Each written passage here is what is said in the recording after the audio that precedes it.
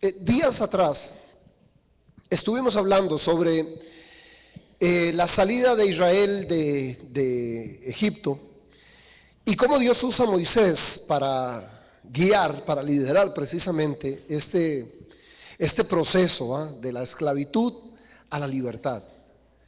El proceso de ser esclavos a llegar a ser señores. Usted sabe que hay algo en la teología precisamente que se llama tipología. A mí me gusta mucho la tipología. A todo el mundo le gusta mucho, más bien el problema es que hoy se abusa mucho de la tipología. Ni siquiera hoy, desde que yo recuerdo, por ejemplo, mis primeros pastores o líderes que tuve, en aquel tiempo estaba tan de moda esto. Pero eso era una moda, me parece, era como muy irresponsable. Porque la tipología lo que enseña es que cosas, números, colores en la Biblia tienen significados. Y es tan incuestionable que así es, ¿verdad? ¿Quién va a decir que el número 7 en la Biblia no tiene un significado? O el número 40, ¿verdad? En la Biblia. Que los colores, que el rojo, o sea, sí hay tipología en la Biblia, mucha tipología, pero también hay reglas para interpretar y para poder usar la tipología. Lo que pasa es que en aquel tiempo y hoy también hay alguna gente que enseña que es extremadamente generosa, ¿verdad? Y entonces buscan tipología en todo, en detalles donde la Biblia ya es hilar delgado, lo que llamamos hilar delgado. Entonces, yo recuerdo muchas de las enseñanzas para decir algo, qué sé yo, que las piedras que usó David para golpear a Goliat, como eran 5, significan los 5 ministerios, y que hay un montón y ya eso es exagerar. Eso realmente es exagerar. Que se veían 12 palmeras, entonces cuántas ramas tenían las palmeras, y alguna tenía un mono, quería decir algo. Y ya, de verdad, es que rayábamos y rayan todavía algunos en los ridículos, pero de que sí hay tipología, hay tipología. Y la tipología tiene que ser interpretada correctamente, y hay reglas para hacerlo, y yo creo que uno tiene que ser responsable en eso. Bueno, cuando nosotros estudiamos el Éxodo, cuando estudiamos al pueblo de Israel en Egipto, está lleno, cargado de verdadera y genuina tipología. Entonces, para decir algo, cuando decimos tipo, ¿verdad? Un tipo es, o se puede usar la palabra prototipo también, es aquello que anuncia algo que va a ser, ¿verdad? El prototipo de un carro, de un avión, es aquel que hacen los ingenieros pequeñito primero, ¿verdad? Y ese tipo o ese prototipo va a tener algún día su realización, ¿verdad? En lo que llaman un antitipo, que es el avión de verdad, ¿verdad? El tipo y el antitipo. Entonces, el pueblo de Israel, el pueblo de Egipto, Faraón, el desierto, todos estos elementos, el cordero, aquel que se mató en la Pascua, todo esto tiene un valor tipológico.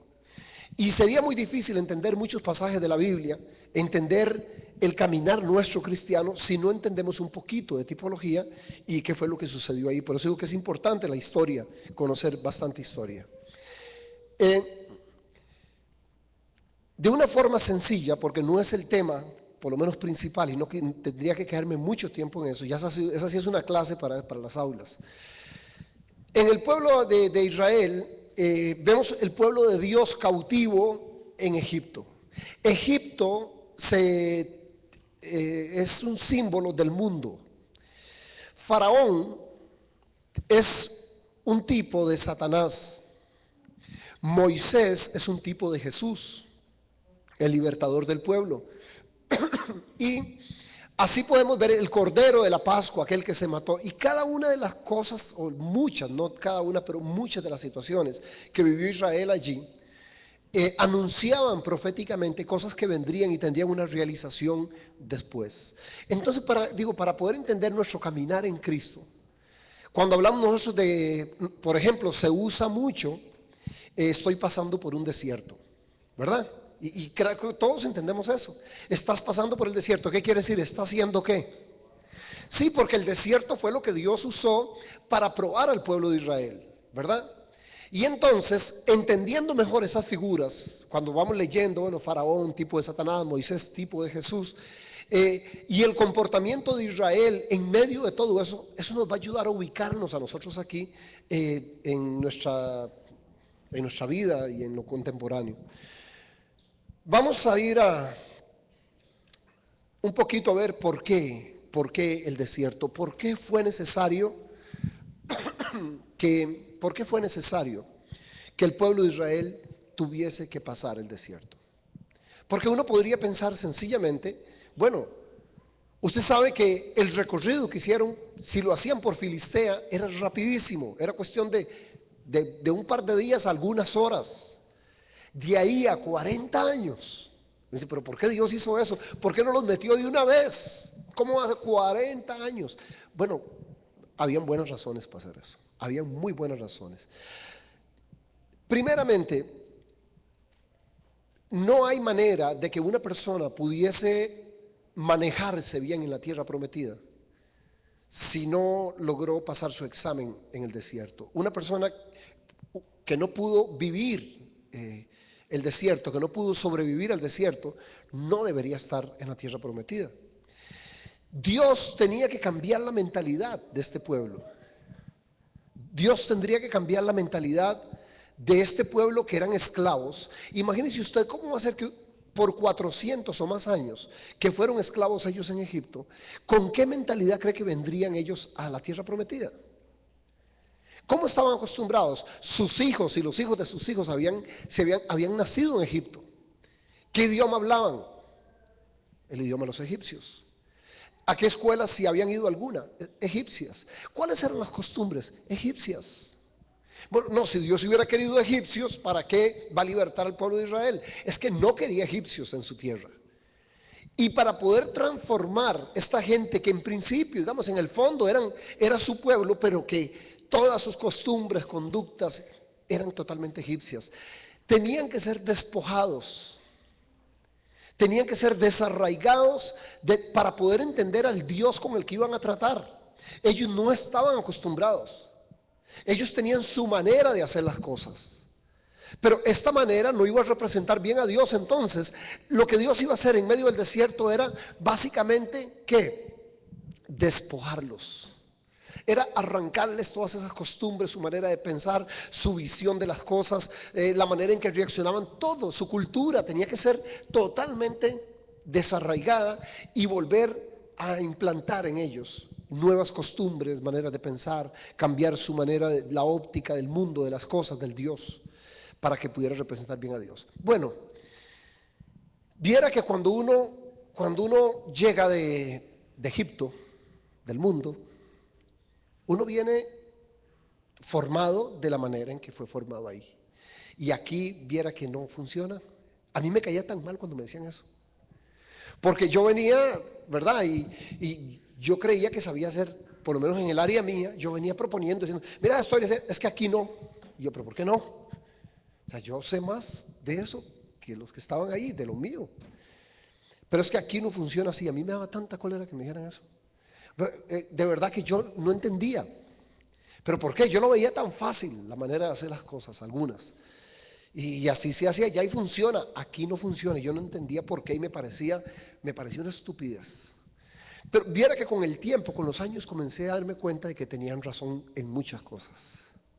De que esa manera en que usted había aprendido, viera lo triste que es cuando una persona, por ejemplo, viene, bueno, no lo triste, pero la crisis que genera, que es razonable, nosotros lo entendemos, pero cuando viene una persona, por ejemplo, que nunca ha trabajado para el reino de Dios, lo que sea, un administrador, ¿verdad?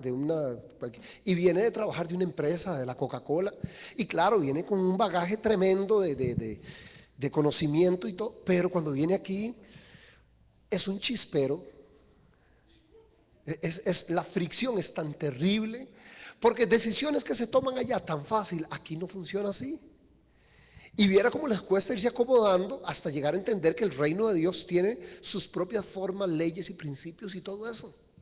Pero en principio, lógicamente, usted fue formado en una universidad y le enseñaron las cosas se hacen así, pero venís aquí y no funcionan. Aquí no funcionan así. Y para empezar, aquí las relaciones son mucho más importantes, ¿verdad? Que en otra empresa. En cualquier lugar usted dice, mira, no, quítame, no me gusta el guarda. ¿Cómo se llama? A mí qué me importa cómo se llama. Es el guarda, quítalo. Mira, el contador no sé qué va. Y aquí no. Aquí todo el mundo tiene nombre, apellido. Sabemos cómo se llaman sus hijos. Es muy sensible. Aquí hay formas diferentes de hacer las cosas. Pero para que nosotros podamos aprender todo eso, un músico, usted puede traer un músico muy lindo, sabe mucho, viene con un doctorado y lo que usted quiera, pero lo pone aquí y es un desastre. Y tiene que aprender cómo se hacen las cosas aquí. Bueno, el pueblo de Israel, definitivamente, si Dios los hubiera pasado tan rápido como pudo haber sido, en cuestión de un par de días, que era lo que podía durar la travesía, yendo por Filistea, que era el camino corto, sí hubiera sido muy rápido. Pero ¿qué hubiera obtenido Dios con eso? ¿Qué es lo que hubiera habido en la tierra prometida? Egipcios, la verdad que era. Y Dios, ¿cómo se iba a glorificar? Gente que no le creía a Dios, gente que no entendía la sobrenaturalidad. Para Dios eso no funciona. Entonces la idea de Dios fue pasarlos a través, ni siquiera, no dice del desierto, pero al final fueron 7 desiertos diferentes por los que pasaron. Ellos estuvieron en cada uno tuvieron que aprender, cada uno, tal vez hoy me emocioné en eso y tal vez quiero hacer ese estudio. Estuvieron primeramente en el desierto de Shur, luego al de Sin, de ahí pasaron al Sinaí, que fue donde estuvieron creo que más tiempo y hicieron el becerro de oro. O sea, el desierto de Param, el de Sin.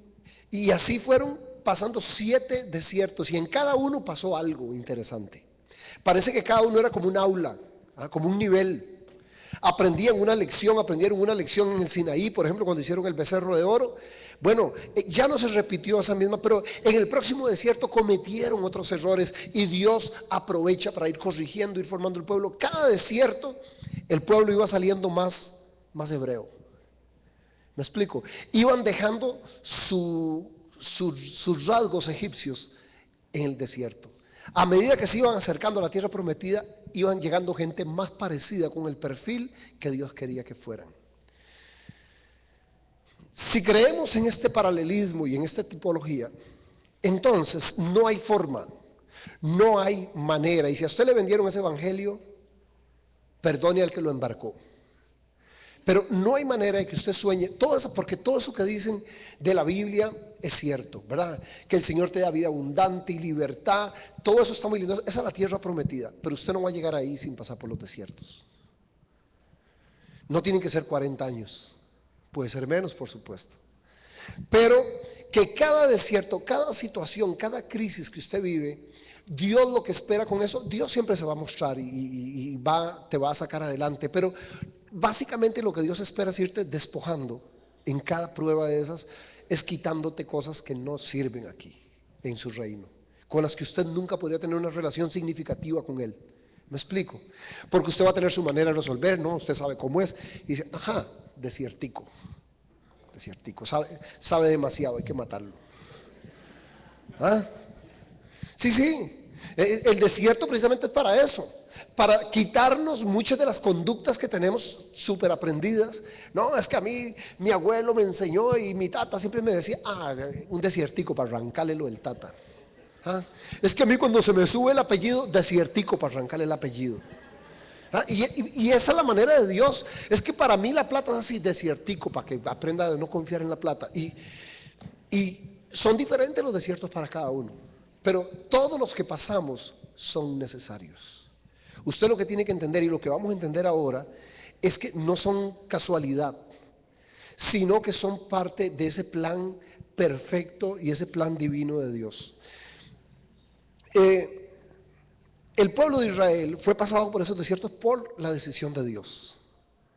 No fue el diablo que les confundió la brújula y se perdieron, ¿ve?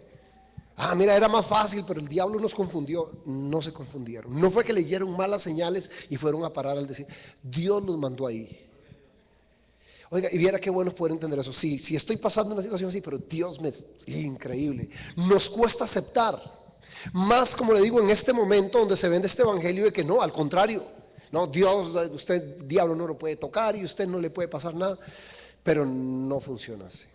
Realmente el desierto es una decisión de Dios y sigue siendo su herramienta para formar carácter en nosotros, para despojarnos de las actitudes, de las conductas y todo que no le sirven aquí y que sabe que con ellas no podríamos crecer en su reino, porque las leyes aquí son diferentes a las de allá.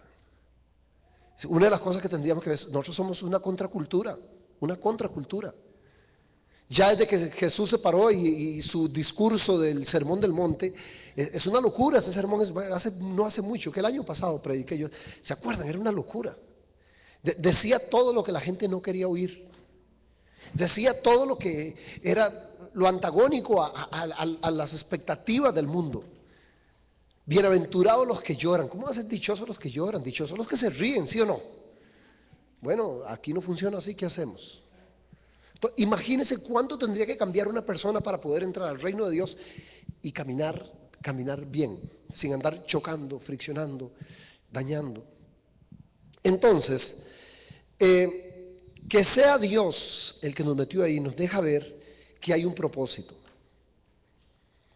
que no es un Dios que está ahí aburrido en el cielo, todos bostezando, los ángeles tocando arpa y 800 millones de años en una nube, como lo pintan ahí, todos aburridísimos bostezando. Y qué aburrido.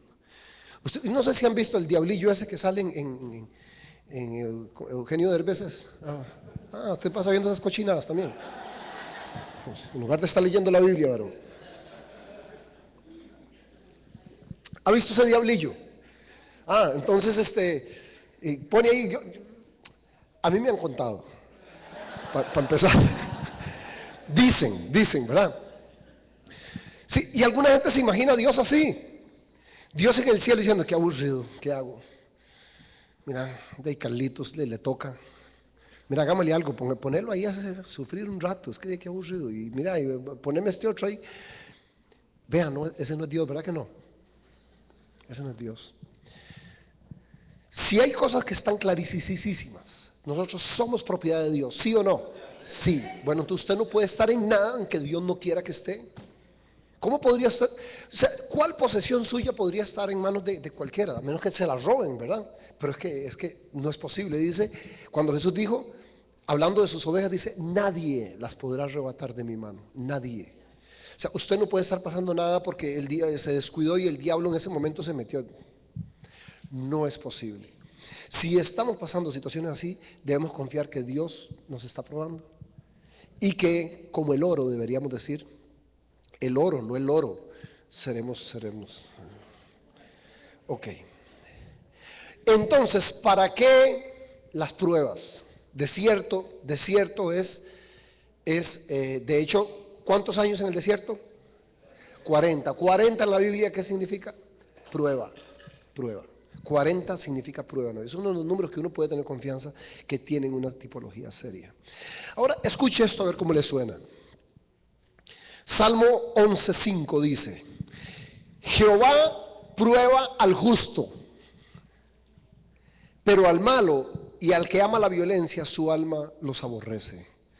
¿A quién prueba Jehová? Y entonces, ¿por qué usted a veces dice, ¿por qué a mí? No entiendo, es una contradicción. Dice que no prueba a los malos y a los violentos y los aborrece, eso no los prueba. Él prueba, así por ahí dice la palabra también, él no prueba, ¿para qué la hojarasca y eso? No, el oro es lo que se prueba. Entonces, ¿por qué a mí? Porque soy su hijo. Él lo que prueba es a los justos. ¿Qué interés puede tener Dios en probar a los malos y cómo los va a pulir? O que no están dentro de su plan, ¿me explico? Entonces, ¿por qué nosotros? Porque sí, porque somos justos y entonces nos toca. Primero, me interesa mucho que aceptemos eso como una realidad. Yo tengo que ser probado, tengo que serlo, lo voy a hacer quiera o no quiera. Es que ya rayan lo patético a estas alturas de la vida. Todavía cristianos que no entiendo, hermano, ¿por qué no entiendo? Yo a veces pienso, ¿qué estás oyendo en radio? ¿Qué evangelios, qué Biblia estás leyendo? ¿Cuál es la parte, en qué punto se perdió de no entiendo? Entonces, por fin, que fue probado Elías, fue probado Moisés, fue probado Jesús en el desierto y usted no, por su linda cara o por qué. ¿Qué curso llevó para salir de esa? Todos, está bien. Eso es correcto, está bien, Señor, tengo que ser probado. Pero para empezar no podemos tener esa actitud enojados con Dios ahí, enchompipados ahí espiritualmente como 15, hasta que Dios, ¿verdad? No. Entonces vea el propósito. ¿Por qué tenemos que ser probados? ¿Por qué el desierto? Deuteronomio 8:2 dice: y te acordarás de todo el camino por donde te ha traído Jehová tu Dios estos 40 años en el desierto, ahora revela por qué 40 años en el desierto. Dice oiga, cosa más rara, Dios, no el diablo, para afligirte. ¿Cuántos sabían que Dios aflige? Ven, que perdón, este es el evangelio. Bienvenidos al evangelio, de verdad. Porque es que en otros lados dicen: te acordarás de todo el camino para afligirte, para probarte, para saber lo que había en tu corazón, si habías de guardar o no sus mandamientos. Qué interesante. Vamos a hacer un poquito, a entrar con lupa y con pinzas un ratito a ese pequeño versículo que leímos. La primera cosa que dice: te acordarás. Esto creo que lo dijimos en estos días atrás, no recuerdo muy bien, pero me parece que sí. Te acordarás, no, sí, claro.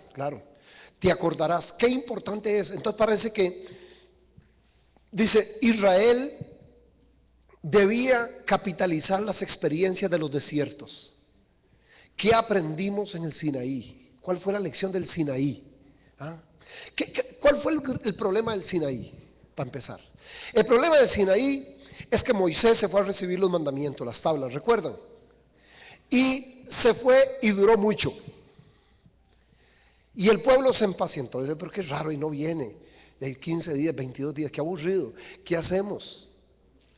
Y se quedó su hermano y su hermana ahí, los sacerdotes y todo, pero no venía y no venía. Y se cansaron y dijeron: oiga, hagamos un Dios nosotros. Mientras tanto, hicieron un becerro de oro y cayeron en idolatría porque no soportaron esperar a que Dios se revelara. No tenía que ser ahora, y si Dios ahorita no me oye, entonces ¿qué? Becerro de oro. Me voy, salgo de yo que sé qué. Hay gente que sigue amenazando a Dios con el becerro de oro. Señor, si usted no me hace, vea que yo pacté, y si Dios no te lo hace en el tiempo que usted quiere, entonces lo primero que se nos viene a la cabeza es: nos precipitamos. Entonces construyamos un Dios. Si usted no me cambia, mi chiquito, entonces ¿qué? Es que si usted no me suple ese trabajo, oye, y seguimos sacándole a Dios el becerrillo de oro. Vea que si no, vea lo que tengo aquí. Seguro Dios dice: qué montón. Allá usted, vaya, ore lo que quiere que haga. Bueno, la idea era que cada desierto, como le digo, traía sus propias lecciones. Y lo lógico era que, si no, andarían todavía dando vueltas ahí 5,000 años después. Pero la idea es que Israel fuera capitalizando todas esas experiencias y dijera: ¿qué va? En el primer desierto donde ellos están, la primera lección es: Dios, ¿se acuerdan? Iban a probar unas aguas, tenían una sed terrible y las aguas estaban contaminadas. Y Dios sanó las aguas. Y Dios se muestra con el Dios que puede sanar. Todo eso era nuevo para ellos. Es que es lo que le digo, tenían que ser reseteados completamente. Cuando ellos querían agua, ¿qué tenían que hacer para tomar agua? De abrir el tubo ya. En Egipto tenían acueductos y de todo, agua, metían un balde, la sacaban fácil. ¿Para qué se necesita Dios para hacer eso? Si en el desierto querían agua, ¿qué problema? No habían aprendido eso en Egipto. Si en el desierto querían agua, Dios podía darles agua. Una piedra, hablaban a una piedra y salía un chorro de agua de una piedra. En Egipto no había de eso. Si en Egipto tenían hambre, iban a una soda ahí, mira, 2 empanadas. Y en el desierto,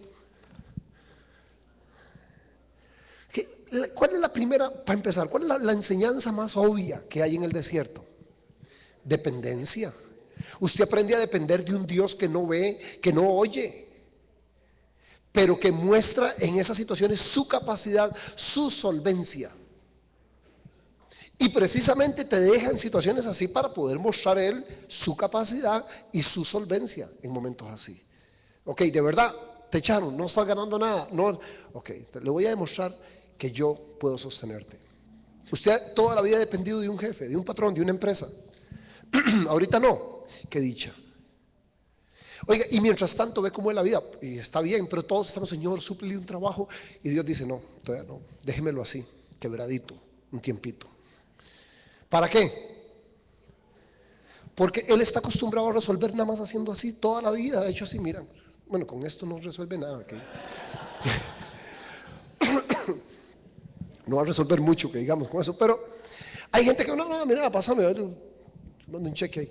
Y qué rico cuando Dios agarra a una persona y la quiebra así, y es para decir, mire, por más que oremos, Señor, ¿y por qué no entiende? No, Dios sí entiende, déjamelo a mí. O sea, le voy a enseñar a depender de mí. O sea, después le devuelvo el trabajo y todo, pero tiene que saber que aunque no tenga eso, yo tengo la capacidad para sostenerlo.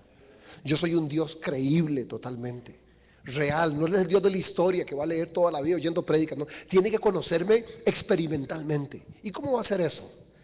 Tiene que pasar.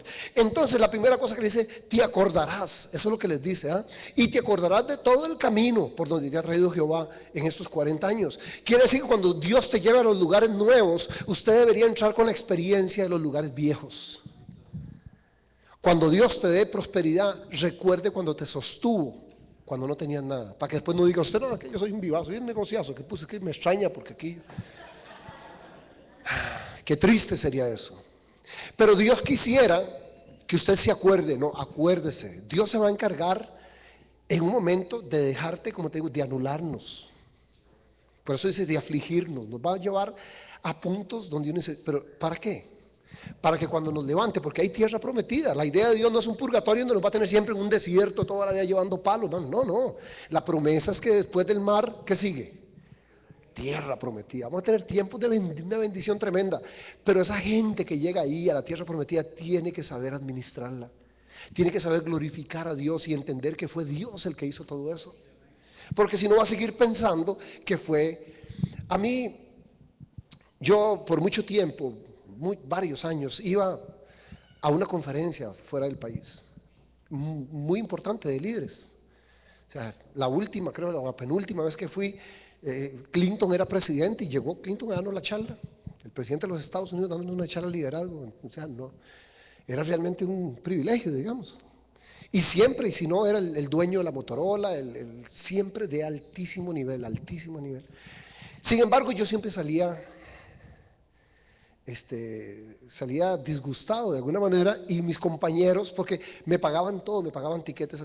La iglesia nunca ha pagado ningún viaje mío, y esa gente me mandaba tiquetes, me pagaba la conferencia, la comida, todo. Y salía reclamando y me decía, oye, usted es bien mal agradecido, trate que lo traen y todo. Mira, puede ser que yo agradezco la comida, agradezco el viajecito y todo, pero es que la conferencia no me gusta. La mayoría de las veces, ¿qué es lo que pasa? Yo mismo, y me gustó un día, Dios me dio la razón de alguna manera. Yo decía, el dueño de Walmart, por ejemplo, un viejito lindísimo, muy simpático, enseñando liderazgo, y sí, algunas cosas muy lindas y todo, pero mi cuestionamiento era, bueno, pero esta gente, ¿cómo va a enseñar a los líderes del reino de Dios? Si sus principios son diferentes a los de nosotros, nada que ver. Y entonces la iglesia, yo lo que iba era a secularizarse, o sea, a permearse de sistemas, y poco a poco así la iglesia se ha ido, cada vez es más gerencial, más piramidal, y ha ido cambiando totalmente su estructura. Una vez llevaron un profesor de Harvard, pero una eminencia, y esa vez fue muy interesante porque ese hombre se paró y había como una silla, esas altitas así en el puro centro, un auditorio para 5,000 personas. Y entró y le hicieron una presentación increíble, a todos se las hacían, a todos sus atestados, ahí todos los logros, y una persona, una eminencia. Se paró y no decía nada, y se quedaba viendo a todo el mundo, parecía aterrorizado. Y yo, no es normal, una persona de estas debe dar conferencias en todo el mundo, a presidentes, a lo que sea. Y el hombre estaba así y no decía nada, y al rato, después de que ya el silencio se estaba volviendo embarazoso, así, realmente, que la gente decía, ¿qué pasará? Qué feo, ya se estaba empezando a murmurar, y el hombre dice, perdón, dice, es que realmente es un gran honor estar aquí. Yo agradezco mucho la invitación. Dice, pero no sé qué podría yo enseñarle a los líderes del reino de Dios. Y me volví y dije, qué rico. A todos los compas míos que estaban atrás, qué rico. Me diciendo, ve lo que le digo. Es que definitivamente nosotros tenemos otra manera de hacer las cosas. Dios quiere que tengamos esa manera, y la manera de aprenderlas aquí. Es aquí. Aquí los números importan, no son la última palabra. Mire, si la calculadora tuviera la última palabra, ni usted ni yo estaríamos aquí. Según la calculadora, nosotros no deberíamos estar aquí. Ni siquiera sentados en el suelo deberíamos estar. O sea, según la calculadora, ni luces, con candela, con suerte. O sea, aquí los números son diferentes. Aquí 2 y 2 no siempre son 4. Y aprender eso, hermano, viera lo que cuesta. Cuando uno ha sido por tantos años y usted quiere esto, tiene que hacer esto y esto. Y aquí no necesariamente. Podría ser que sí, podría ser que no. Pero eso es lo que uno aprende en el desierto. Entonces, primera cosa es, te acordarás. Cada vez que entramos a una nueva experiencia, venimos con la experiencia anterior. Recordar. ¿Se acuerda que uno de los problemas de Israel fue eso? No recordaron las cosas que Dios había hecho. Se les olvidó todo. Se les olvidó que los había protegido de Faraón, que había mandado las plagas, y ahora piensan que es como no aprendieron nada. Qué triste. Bueno, nosotros debemos acordarnos. No sea la prueba que usted haya pasado o que esté pasando, tiene que capitalizarla. Usted tiene que decir, ¿qué aprendí? ¿Qué me enseñó Dios de esto? Porque si no la aprende bien, ¿qué cree? Aquí tenemos una escuela, ¿verdad? Y si un chiquito no pasa primero, ¿para qué grado va? Para primero, mano. ¿Qué crees? ¿Que va para segundo? Para primero otra vez. Y usted verá cristianos de 20 y pico de años en primero. Sí, ya mamulones y con loncherita y todo, todavía ahí espiritualmente hablando, digo, o sea, todo su vocabulario, ¿verdad? Y todo diciendo, Dios mío, no, a estas alturas ya no. Pero parece que no ha aprendido, que no ha logrado ir construyendo con todas las experiencias que Dios le dio. Entonces, primero dice, para acordarse, ¿verdad? Note que es muy importante. Dice, todo el camino por donde te ha traído, ¿quién? El diablo. Jehová. ¿Qué camino era ese? ¿Camino de abundancia? No. ¿Camino de qué? ¿Aire acondicionado? No. ¿Desierto? ¿De qué? Dicen, pero Dios, no era lugares de delicados pastos. Hay gente que solo predica el Salmo 23. Dios nos puede llevar a lugares de delicados pastos, pero también 40 años por el desierto puede. La segunda cosa dice, para afligirte.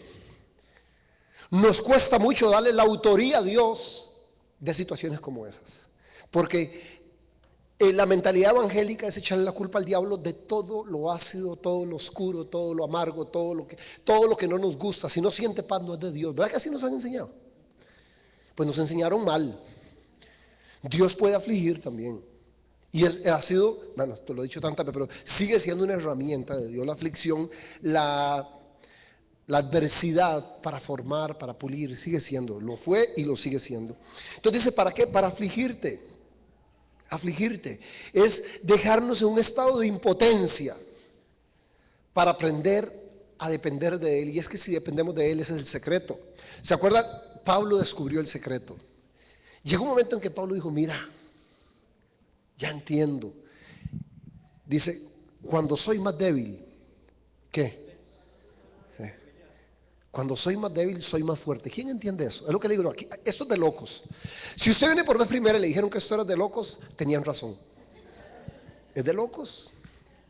Aquí los números no dan por ningún lado. Y usted va a oír como una declaración como esta que parece, es toda una contradicción. Dice, descubrí, dice Pablo, que entre más débil, soy más fuerte. ¿Cómo hacemos para que eso tenga sentido? Porque no lo tiene. O sea, usted no puede ser más débil y más fuerte al mismo tiempo. Entre más débil, más fuerte. Eso es irracional. Pero ¿por qué tiene sentido aquí? Porque cuando usted es más débil, cuando usted es menos competente, cuando usted es menos capaz, cuando usted tiene menos recursos, eso hace que entonces Dios tenga que hacerlo por usted. Al final, cuando Él dice, soy más fuerte, no Él, lo que está diciendo es mis resultados son mejores. ¿Me explico? Por ejemplo, El papá que está viendo las noticias, ¿verdad? Y ve a su chiquito empujándose, la bola se le fue detrás de un mueble, y ve el niño tratando de mover el mueble. O sea, cuando el niño está recogiendo, un papá no va a estar atrás, no, mi amor, no levante la bola, yo le ayudo. Y, oiga, usted no trabajaría ni podría hacer nada, imagínate. Que el chiquito va a juntar el patito de hule, no, mi amor, yo se lo junto. No, usted lo deja que haga lo que pueda. Pero ¿qué pasa? Los resultados de él son mejores cuando él no puede, ¿sí o no? Cuando él no puede mover eso, si dependiera de él, nunca va a mover el sillón. Pero entonces eso obliga ¿a qué? A que papá o mamá tengan que intervenir. Y entonces él tenía capacidad para mover 5 libras. Papá, 250. 8 papá. ¿Verdad? ¿Qué pasa? En términos de resultados se multiplican las posibilidades cuando él es disminuido. Porque mientras él puede hacerlo, Dios lo deja que lo haga. Yo les he dicho, Dios no suele hacer por los hombres lo que los hombres pueden hacer por ellos mismos, ¿verdad? Entonces Dios se va a dejar siempre, pero cuando usted ya no puede más, cuando sus fuerzas ya no dan, Dios dice, con permiso, déjame mover el sillón a mí. Y entonces Pablo descubrió, mira qué interesante, dice, descubrí que cada vez que he estado en las condiciones más vulnerables, que cada vez que he llegado a los puntos más bajos de capacidad, es cuando han pasado las cosas más grandes. Y él entendió, había una relación que no era casualidad. Tanto para que él haga una declaración tan certera como esa. Estoy seguro de eso, que cuando soy más débil, soy más fuerte. Qué lindo, ¿verdad? Qué rico. Entonces cuando podemos, gloria a Dios, y cuando no podemos, gloria a Dios, porque entonces mejor todavía, Dios lo hace. Entonces, Dios dice, para afligirte. Me llama la atención, por ejemplo, Deuteronomio 8:3, todo ese es el relato de Deuteronomio, Éxodo, Números, Levítico, toda la salida. Dice Deuteronomio 8:3, y te afligió, oiga, y te hizo tener hambre. Dios, como te digo, siempre hemos puesto la firma de Satanás cuando pasan esas cosas. Te afligió Dios y te hizo tener hambre, y te sustentó con maná, comida que no conocías tú ni tus padres la habían conocido, para hacerte saber que no solo de pan vivirá el hombre, mas de todo lo que sale de la boca de Jehová vivirá el hombre. Te sustentó con maná. Yo creo que una de las primeras lecciones que aprendió Dios, que aprendió el pueblo de Israel del Señor, fue aprender a ver para el cielo. ¿De dónde venía el maná? Caía de arriba. Este pueblo que arriba no tenía nada. Por eso decía, cuando estaban entre la espada y la pared, ellos tenían al frente y atrás nada más. Sí, de aquí no salimos, no contaban con que uno puede ver para arriba.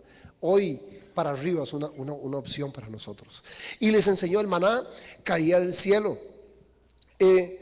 Pero, por otro lado, el maná que viene del cielo hay que recogerlo del suelo. Tal vez suene lógico. Y suena lógico porque es lógico. Lo que quiero decir es que hay gente que quiere que la bendición caiga del cielo y se dé todo en el cielo. O sea, que usted no tenga que hacer nada. El hecho de que sea milagroso no quiere decir que no había parte del trabajo de tener que recogerlo y hacerlo, ¿verdad? Venía del cielo, pero se recogía del suelo.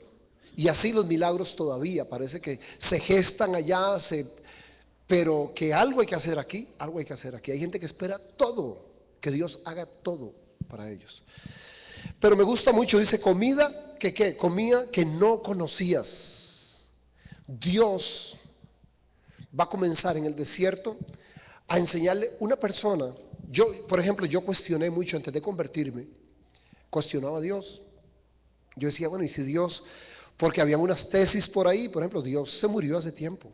Parece existió, pero ya está muerto, ¿verdad? Y ahí quedó el mundo al garete. Pero está muerto, ¿por qué? Porque si, la pregunta era, ¿y si Dios existe, por qué no hace milagros? ¿Dónde está el Dios ese? La Biblia, que hacía no sé qué. Fíjate, ¿sabe desde dónde decía uno? De esos cuestionamientos, ¿desde dónde los hacía uno? Generalmente desde una cantina. Un grupo de amigos tomando guaro y discutiendo, no, hombre, Dios, el comunismo, que los platillos voladores, y esas habladeras que le agarran ya ahí después de unas cervezas. Cuestionando uno a Dios desde una cantina. Dígame una cosa, ¿y qué milagro se supone que se ven en una cantina? Bueno, ya para empezar, el primer milagro es que no le metan más en la cuenta. Ya, para empezar. ¿Qué milagro esperaba yo ver ahí? Yo decía, ¿dónde están los milagros? Como que si yo que iba a usar ¿qué? Al bartender, ahí va. ¿A quién? Para hacer un milagro. No, cuando me convertí y llegando nomás a la iglesia, oiga, Dios, una de las primeras cosas que vi fue milagros. Vi a Dios haciendo milagros genuinos y yo, Dios mío, yo creí que, y a mí me emocionó mucho. Me emocionó mucho ver un Dios que sigue, por supuesto, estando vigente y relevante en la historia de los hombres. Bueno, ¿qué es lo que va a hacer Dios en el desierto? Porque ellos en Egipto, ¿qué milagro veían? Querían comida en la soda, querían agua en el tubo. ¿Y cómo iban a ver la gloria de Dios ahí? El desierto era un lugar maravilloso. Nunca se vieron tantos milagros como en el desierto. Era el lugar donde Dios dice, entonces comida, Dios va a empezar a hacer cosas que usted nunca había visto antes. Que al principio uno no sabe ni cómo reaccionar, pero Dios eso nos va a enseñar. Es necesario las pruebas y todas esas cosas para enseñarnos a movernos en la dimensión de Dios que es sobrenatural. Es muy difícil. Yo lo ponía de esta forma. La relación con Dios es incomodísima, hermano. Es incomodísima. Tener una buena relación con Dios no es fácil, realmente no lo es. Y eso tiene que ver ya con nuestra naturaleza. Imagínate, Él santo, perfecto, puro. ¿Y usted? Bueno, yo, ¿verdad? Debí haber dicho, ¿y yo? Imagínate qué comparación. O sea, perfecto, yo imperfecto, santo así. O sea, por ningún lado. ¿Cómo esa relación podría ser tan buena? Y lo veo de esta forma. La naturaleza de Dios es la sobrenaturalidad, ¿verdad? Él es eterno, invisible, todopoderoso. La sobrenaturalidad es la omnisciencia, la omnipotencia de Él. Todo eso, nosotros por otro lado, todo lo contrario, finitos, torpes, todo lo que usted quiera. Entonces poder tener una relación buena es difícil. Porque no hay manera de que uno pueda entrar en la esfera del otro y sentirse cómodo, ¿verdad? Si usted tiene dos mascotas, usted tiene un pececito, un beta de esos que están solitos, ¿verdad? Tiene un pececito de esos y tiene un perico en la jaula y usted quiere que sean amiguísimos, amiguísimos. Está complicado, hermano. O sea, si usted mete el perico con el beta, ¿quién sale perdiendo ahí en la relación? Perico. Si usted pasa el pececito a la jaula, ¿quién pierde en la relación? No hay manera de que los dos, porque los dos viven en esferas diferentes. Entonces, ¿qué pasa? Cuando nosotros queremos ser muy racionales, esquemáticos, cuadrados, y que Dios sea el Dios predecible que queremos, que Dios va a estar muy incómodo ahí. Donde todo está fríamente calculado, el presupuesto está no sé qué, todo está tan fríamente calculado que Dios dice, ¿y en qué momento piensan que yo podría participar? O sea, no hay nada que yo pueda hacer, todo lo tienen ya, parece tan bien medido, tan bien, ¿verdad? Que Dios se siente que se asfixia en un ambiente así, porque Dios necesita hacer milagros, Él es sobrenatural. Pero si nosotros nos metemos a la pecera de Él, los que nos ahogamos son nosotros, Señor, pero ¿cómo voy a hacer? Y ahora sí, vea como que, y usted está incomodísimo y el muerto risa, dice, no, pues está buenísimo para mí, no, estoy yo aquí, esto es lo mío. ¿Ah? Abrir mares y todo, me encanta todo eso, y tapar los leones en la boca, qué bueno, pero los pobres Moisés y Daniel y todo fue lo que sufrieron. O sea, para que usted esté contento, despídase de Dios. Para que Dios esté contento, despídase de usted. Por eso que la Biblia dice que tenemos que morir nosotros, claro que tenemos que morir para que Él, ¿se acuerda que el mismo Juan Bautista decía, es necesario que yo mengüe para que Él crezca? Bueno, entonces, para probarte, el viernes vamos a hablar de cómo nos prueba Dios. Ese va a ser el tema para el viernes, cómo nos prueba, qué áreas prueba y cómo eso para el viernes. Dice, pero para probarnos, los que son fieles en el desierto van a ser fieles en la tierra prometida. Los que son infieles en el desierto serán infieles en la tierra prometida. La gente que es agradecida en el desierto serán agradecidos. La gente que cuando pasaron su escasez, su necesidad, su estrechez, alabaron, bendijeron a Dios. Dios sabe que cuando tengan dinero le van a glorificar. Dios sabe que cuando tengan lo suyo van a saber a tener a Dios en el lugar que le corresponde. Pero la persona malagradecida en el desierto, porque el pueblo de Israel fue muy malagradecido. O sea, llegó un momento en que ya Dios no los impresionaba con nada. Se acostumbraban tanto.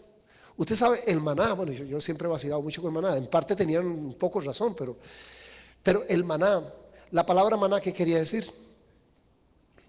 ¿Qué es esto? ¿Qué es esto? Porque dice que era casi como una escarcha que caía así como, es que no es lo mismo que cayeran hamburguesas, ¿verdad? Y uno dice, eso tiene sentido, muslos de pollo, pizza.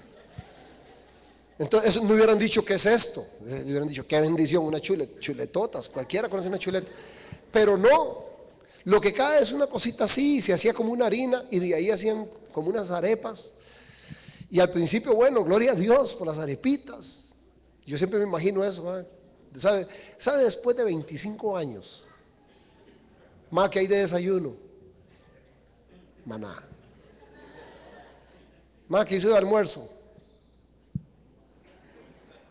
Más que hay para la cena. 30 años, más que hay de desayuno. 35 años, más que hay para el almuerzo. No, sea bárbaro, man. ¿Sabe lo que es que ustedes digan? Cornflakes, ¿verdad? Bueno, aún así estaban siendo probados. Y esta gente de principio, allá comíamos, oye, carne y todo eso, vinimos a comer esta cochinada aquí. Así fue Israel. Así fue Israel y así somos muchas veces nosotros. Para esto, no era para eso. Es que está siendo probado. Después iban a entrar a la tierra prometida y ahí comerían de todo. Pero Dios quería verte cómo te movías antes aquí. Porque si sos un mal agradecido con esto, vas a ser un mal agradecido con la chuleta y vas a ser mal agradecido con el postre y con todo. Dios quería poner a prueba a su pueblo. Dice, y para saber lo que había en tu corazón. Obviamente, Dios, cuando dice que está probando, no es para saber Él quiénes somos, Él sabe quiénes somos, ¿verdad? Él es omnisciente, Él no necesita ponernos a prueba para saber quiénes somos. Es para que nosotros mismos sepamos quiénes somos. Porque le voy a decir una cosa, donde yo he aprendido más a conocerme, ha sido ahí. Donde me he dado o me he quitado puntos yo solito. Hay momentos donde usted no se imaginó que iba a reaccionar tan mal. Hay gente que se cree que está súper bien espiritual y mira qué lindo, no vieras que me está haciendo tan bien esto. Y alguien pasa ahí en una rotonda y le pasa el carro y le asolea a la mamá. Y uno dice, pero yo creí que ya yo no reaccionaba así. ¿Qué fue? ¿Qué no? Dicen, de ahí hermanito, usted sabe. Bueno, que recuerdo muchos casos de esos, no míos, de otra gente, de otros pastores que me llegaron así. Dios va a usar la crisis para tratar a su gente. El desierto fue la herramienta que Dios usó para cambiar la mentalidad de esclavos a conquistadores. Si esta gente Dios los pasaba así, imagínense que hubiera agarrado este grupo de esclavos, 400 años ahí de los abuelos esclavos, los tatarabuelos esclavos, y viene y los mete a la tierra prometida y se encuentran ese montón de gigantes ahí. ¿Qué creen que hubieran hecho? Ofrecer sus servicios a los gigantes. Miren, si necesitan unas pirámides, nosotros sabemos hacer pirámides, ¿sí? ¿Sí o no? Famosísimos construyendo pirámides, esfinges lindísimas. Vieron, le hicimos unas así. Dios no necesitaba esclavos, quería conquistadores. Gente que tuviera la capacidad más bien de matar, matadores de gigantes, es lo que estaba formando Dios, matadores de gigantes como David. Entonces imagínense igual que una persona venga del mundo así llegando y de una vez Dios le bendice, le da todo y cuando le aparezca el diantres, ¿cómo hace? Primer encuentro cercano de tercer tipo con el diablo. O sea, no tendría la madera, el carácter. O sea, definitivamente, aunque es el método que menos nos gusta, no quisiéramos esas ofertas bonitas que nos dicen, no, usted viene llegando, pacte hoy con Dios y ya de una vez. Y a veces me parece tanto a la Edad Media. Usted sabe que en la Edad Media, bueno, es que no me gusta hacer referencia a otras religiones, pero se vendió cosas como esas, ¿verdad? Si usted da tanto dinero, entonces se evita, va directo al cielo. Y negocios como esos se hicieron por muchos años en toda la Edad Media. Pero la iglesia evangélica lo está haciendo hoy. Da vergüenza. Hoy predicadores haciendo a la gente creer que eso se puede hacer. Venga y pacte para que corte con la enfermedad, para que no pase por el desierto. Pague el viaje por aquí. Mentira. Mentira. No se puede. Y no queremos. ¿Sabe qué? No queremos. Usted no debería querer. Yo no quiero. Yo no sé cuántos desiertos he pasado, no creo que 7. ¿Qué es 7 en la Biblia? Perfección, plenitud. ¿Cuántos desiertos pasaron ellos? 7. ¿Casualidad? ¿Cuántos años en el desierto? 40. Prueba. 7, ¿cuántos? Los necesarios para que quedara completo. Y yo no creo que yo ya terminé, ni usted. Solo Dios sabrá por qué desierto voy y cuánto falta en el camino. Pero bienvenidos los que faltan. Los necesito. No me va a gustar en el momento. Seguro me van a sacar otra vez, pero los necesito. Bienvenidos los desiertos. Es que realmente no quiero evitarlos. Aunque lo digo con temor y temblor, porque cuando está uno ahí, Dios mío, ¿verdad? O sea, pero estoy consciente, estoy claro de que esa es la forma en que Dios nos enseña, y si así tenemos que conocerle, el precio es muy barato. Esa es la verdad. Algunos días de incomodidad, pero para conocerle más, está bien, es un buen negocio. El desierto al final es, interesantemente, yo recuerdo cuando yo me convertí, tenía un amigo que quería mucho, y digamos que arrancamos la carrera juntos, muy juntos. Y los dos muy animados y todo, pero claro, cuando entramos al Sinaí, a Parán, porque igual veníamos con esa ilusión, ¿verdad? Éramos tan malos que ahora que somos buenos nos va a ir bienísimo, porque éramos malos de verdad. Y además de los dos, era un milagro. A mí me animaba a verlo a él, yo no podía creerlo, que él estaba convertido, y él de verme a mí también. Entonces estábamos emocionadísimos, y ahora vamos a hacer esto, vamos a poner un negocio, y Dios nos va a bendecir porque o sea, veníamos llenos de ilusiones, éramos todavía muy idealistas, ¿verdad? Teníamos una imagen del evangelio bastante pobre, creíamos que era así de fácil. No fue fácil. ¿Qué cree? Entrando, bienvenidos al Sinaí. Sí, a tan bárbaro. Qué tiempo más duro, por Dios santo.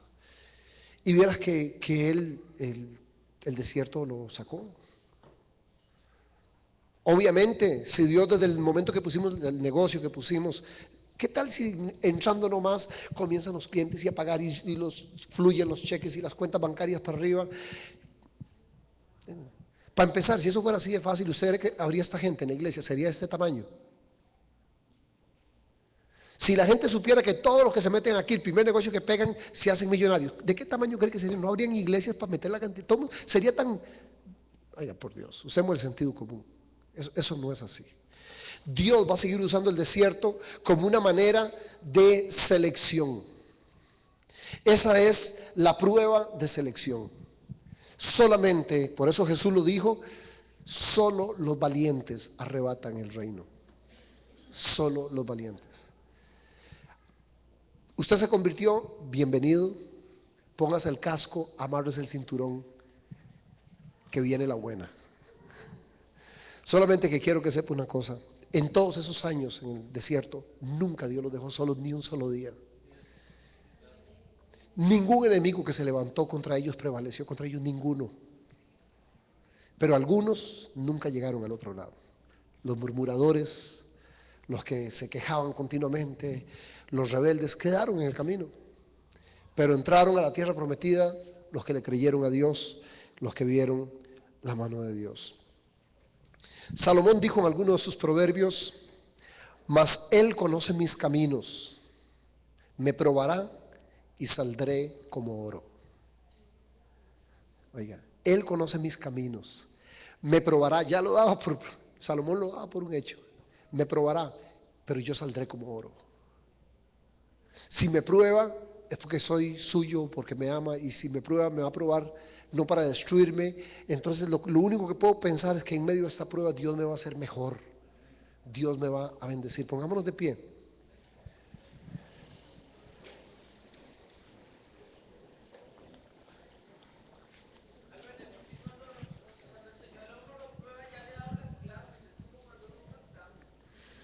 Pues sí, sí, no, y ahí en el mismo desierto nos da la práctica, y la lección en la práctica es el desierto. Ahí nos enseña, nos da la lección, nos corrige, y si lo hacemos bien, salimos adelante. Mire, dígame un personaje de la Biblia que valga la pena que no pasara por desierto, literalmente. Moisés, ¿formado dónde? En desierto. Elías, desierto. David, en los desiertos. Jesús, ¿probado dónde? Desierto. Abraham, Josué. Y usted quería brincar de una vez directamente así con garrocha a la tierra prometida. Qué desinflón, no lo va a lograr. No lo va a lograr. Pero bendito Dios. ¿Por qué? Que sí es importante si entendemos que tiene que ser así, que está bien que sea así. No hay conquista sin desierto. Nadie tocará tierra prometida si no es despojado allí y no es enseñado ahí. Nadie. Así que si no quiere desierto, despídase de la tierra prometida también, ¿verdad? Pero todos queremos tierra prometida, todos queremos que Dios nos bendiga. El desierto será la herramienta que Dios usa para seleccionar, porque la gente que tenía que llegar allá eran matadores de gigantes, eran conquistadores. Así que en el desierto los cobardes, los incrédulos quedarían ahí. Las pruebas, ¿para qué son? Como te digo, no es para que Dios nos conozca, es para que nosotros mismos sepamos de qué madera estamos hechos. Si con la primera que se nos vino tiramos todo y nos fuimos en pura carrera, ¿o qué? O llevando palos y nada, Señor, voy para adelante, voy para adelante. Dios anda buscando matadores de gigantes todavía. Dios anda buscando gente, locos que le crean y digan, Señor, lo que sea, pero nada para atrás. Y como dijo Job dijo, ya yo, después de eso no hay nada más que decir. Job dijo, aunque él me matare, en él confiaré. Últimamente. ¿Sí? Llega un momento que uno dice, bueno, últimamente, si me tengo que morir de hambre aquí, pero aquí. Pero nada tengo que ir a hacer a Egipto otra vez, ya no más. Ya no más. Dios va a usar todas estas pruebas, todo esto, porque anda buscando conquistadores todavía, matadores de gigantes. Y en el desierto, ese lugar que no nos gusta, que nadie quiere, pero ahí donde vamos a ver el maná, ahí vamos a ver el agua salir de la roca, ahí vamos a ver la columna de fuego que va a ir delante de nosotros en las noches y la nube que nos guía en el día. Si quiere ver todo eso, dígale al desierto, bienvenido.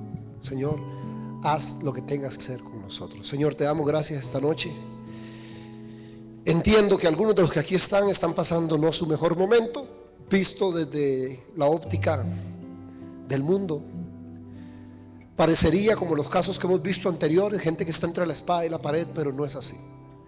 La verdad es que esta situación tan rara, tan difícil, tan complicada que están viviendo está absolutamente en control tuyo, Señor. Nada, aun cuando parece que se salió de todo control, sigue siendo completamente esta situación una sierva tuya, que igual que el fuego aquel que quemó las cuerdas de los muchachos en el horno de fuego, así esta situación como un bisturí irá quitando solamente lo que es absolutamente innecesario en nuestra vida. No nos vas a quitar nada, no vas a tocar órganos vitales, Señor, y si algún dolor habrá, sabrás extirpar solamente aquellas cosas que nunca debimos haber tenido ahí. Nos vas a despojar, Señor, de lo que no ayuda, de lo que no añade valor, Señor, para enseñarnos a depender de ti en todas las situaciones. Señor, confesamos que no nos encanta la idea de estar pasando pruebas. Aún más su palabra lo dice así, que no es motivo de gozo las pruebas que pasamos, no son motivo de gozo en el momento, pero que una vez que vemos el resultado, igual que aquella mujer embarazada, que no puede decir que es una bendición la incomodidad de tener 8 meses de embarazo y para dormir, para montarse en un bus. No, esa situación no es cómoda en ese momento, pero a la luz de lo que viene, el precio es perfectamente razonable. Y así nosotros entendemos las pruebas incómodas ahorita, pero cuando entendemos que estamos en tus manos y que tienes algo muy bueno para nosotros del otro lado, Señor, créenos que estamos dispuestos a pasarlos los 7 desiertos que tenga para nosotros, Señor. Haz lo que quieras, porque nuestra vida está en tus manos.